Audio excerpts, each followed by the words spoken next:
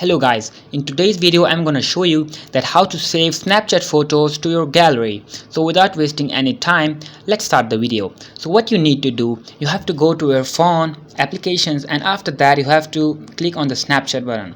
Once you go here, and you have to go to your phone's memories or like photos, whatever you have. So once I go there, for example, this is the picture which I want to export to my gallery. So what I need to do, I have to hold my finger on this for like 2 to 3 seconds, for example like this. Once you go here, as you can see, this export or send snap option here.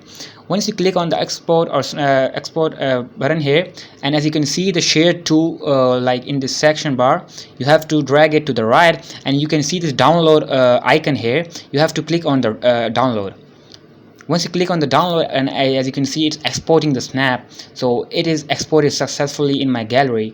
So that's how you can download an image or any video to your gallery. I hope you found this video helpful. If you found this video helpful, make sure to like the video and subscribe to our channel to see more content like this. Thank you so much.